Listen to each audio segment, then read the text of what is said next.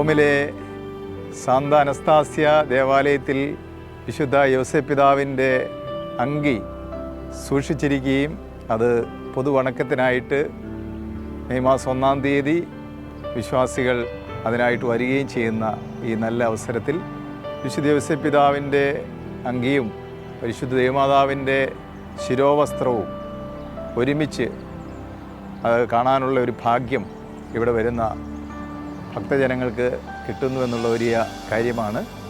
ഈ തിരുശേഷിപ്പിനെക്കുറിച്ചുള്ള നിരവധിയായിട്ടുള്ള കഥകളുണ്ട്, ഐതിഹ്യങ്ങളുണ്ട്. എന്നാൽ നമുക്ക് വളരെ ആധികാരികമായിട്ടുള്ള ഒരു പാരമ്പര്യം തിരുശേഷിപ്പുമായിട്ട് ബന്ധപ്പെട്ടത് ഞാനിവിടെ വന്നപ്പോൾ മനസ്സിലാക്കിയത് ഇപ്രകാരമാണ്.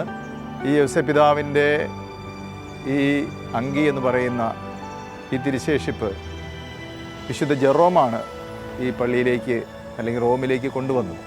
വിശുദ്ധ ജെറോമിനെക്കുറിച്ച് നമുക്കറിയാം. അദ്ദേഹം ജെറുസലേമിൽ അനേക വർഷങ്ങൾ വിശുദ്ധ ഗ്രന്ഥം തർജ്ജമ ചെയ്യുവാനും ആ വിശുദ്ധ ഗ്രന്ഥത്തിൻ്റെ വിവിധങ്ങളായിട്ടുള്ള എഡിഷൻസ് നിർമ്മിക്കുവാൻ വേണ്ടി തൻ്റെ ജീവിതം തന്നെ സമർപ്പിച്ച് അനേക വർഷങ്ങൾ പരിശ്രമിച്ച വ്യക്തിയാണ്.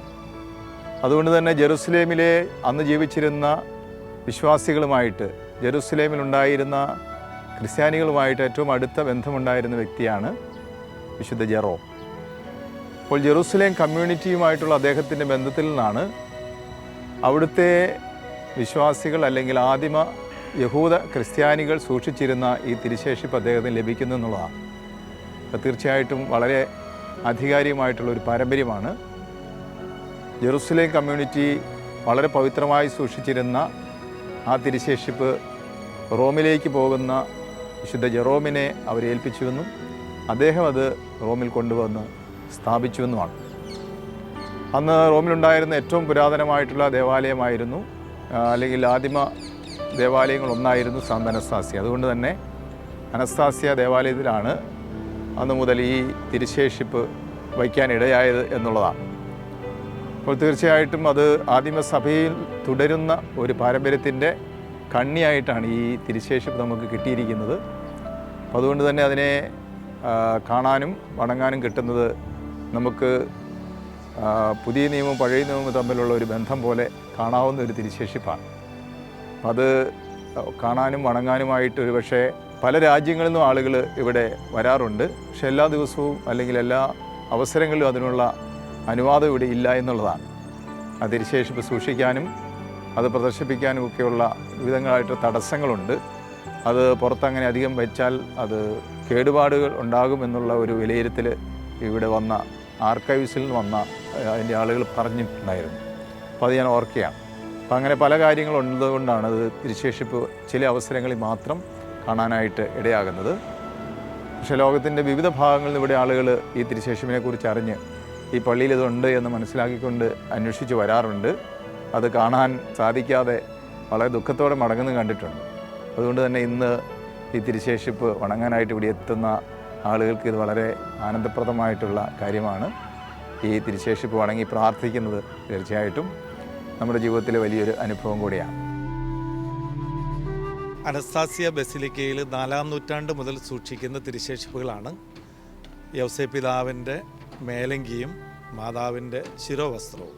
അത് ജെറോം വിശുദ്ധ നാട്ടിൽ നിന്ന് ഈ തിരുശേഷിപ്പുകൾ റോമിലേക്ക് കൊണ്ടുവന്ന് ഈ പള്ളിയിൽ നൂറ്റാണ്ടുകളായിട്ട് സൂക്ഷിക്കുന്നു എന്നാണ് ചരിത്രം. ഇത് റോം രൂപതയുടെ തിരുശേഷിപ്പുകൾക്ക് വേണ്ടിയുള്ള ഡിപ്പാർട്ട്മെൻറ്റാണ് ഇത് കൈകാര്യം ചെയ്യുന്നത്. ഇത് നമ്മുടെ പള്ളിയിൽ സൂക്ഷിക്കുന്നുണ്ടെങ്കിലും താക്കോല് അവരുടെ കയ്യിലാണ്. വിശേഷ അവസരങ്ങളിൽ, പ്രത്യേകിച്ച് യോസേപ്പ് പിതാവിൻ്റെ മരണത്തിരുന്നാൾ മാർച്ച് 19-ാം തീയതിയും മെയ് മാസം 1-ാം തീയതി തൊഴിലാളി മധ്യസ്ഥനായ യോസേപ്പ് പിതാവിൻ്റെ തിരുനാൾ ദിവസവുമാണ് ഇത് പുറത്തെടുത്ത് പരസ്യമായിട്ടുള്ള വണക്കത്തിന് ഇത് പ്രതിഷ്ഠിക്കുന്നത്.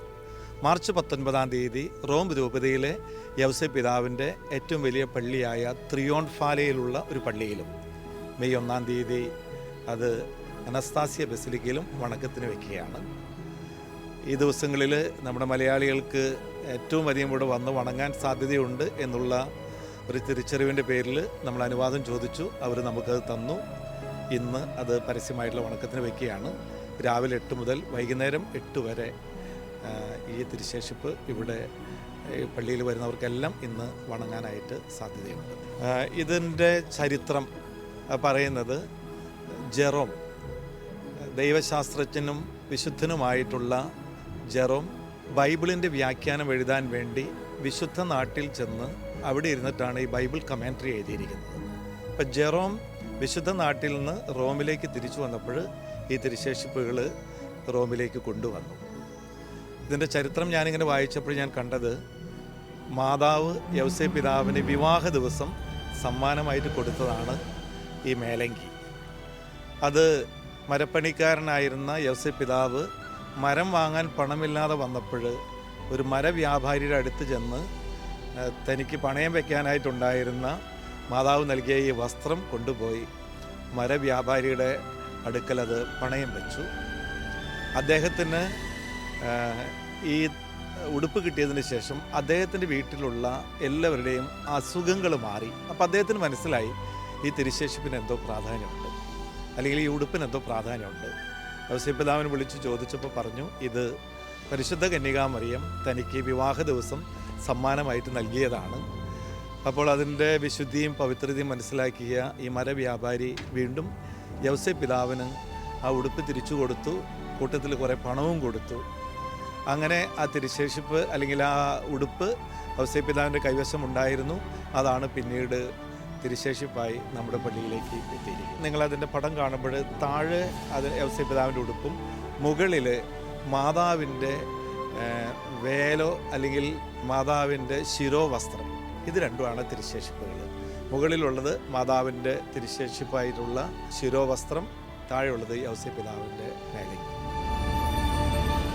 നമ്മോടൊപ്പം ഉള്ളത് ഈ സാന്താ അനസ്താസ്യ ബസിലിക്കയിൽ നിന്ന് വിശുദ്ധ യൗസേപ്പ് പിതാവിൻ്റെ ആ അമൂല്യമായിട്ടുള്ള തിരുശേഷിപ്പിൻ്റെ പൊതുവണക്കവുമായി ബന്ധപ്പെട്ട് ആ ഒരു വോളണ്ടറി ശുശ്രൂഷ ചെയ്യുന്ന, ഒപ്പം തന്നെ അതിൻ്റെ ശുശ്രൂഷ കാര്യങ്ങളൊക്കെ നോക്കുന്ന ഷനോയും ജോമോനുമാണ്. ഇവിടെ ആയിരിക്കുമ്പോൾ പ്രത്യേകിച്ച് ഈ സിറോ മലബാർ സഭയുടെ ഒരു പള്ളിയിൽ ഇത്രയും വലിയൊരു അമൂല്യമായിട്ടുള്ള ഒരു സൗഭാഗ്യം ലഭിക്കുമ്പോൾ ഇവർക്ക് എന്ത് തോന്നുന്നു എന്ന് നമുക്ക് അവരോട് ചോദിച്ച് മനസ്സിലാക്കാം. വലിയൊരു ഭാഗ്യം തന്നെയല്ലേ നമ്മുടെ ബസിലിക്കയ്ക്ക് ലഭിച്ചിരിക്കുന്നത്? അതെ, തീർച്ചയായും വളരെ വലിയൊരു ഭാഗ്യം തന്നെയാണത്. യൗസേപ്പ് പിതാവിൻ്റെ വസ്ത്രവും മാതാവിൻ്റെ വസ്ത്രവും നമുക്ക് കിട്ടുക എന്ന് പറയുന്നത് വലിയൊരു ഭാഗ്യം തന്നെയാണ്. അത് പ്രദർശനത്തിന് വയ്ക്കാൻ നമുക്ക് എല്ലാ മെയ് മാസം 1-ാം തീയതി അനുവാദം തന്നിട്ടുണ്ട്. ഇതാദ്യമായിട്ടാണ് മെയ് മാസം 1-ാം തീയതി വയ്ക്കുന്നത്.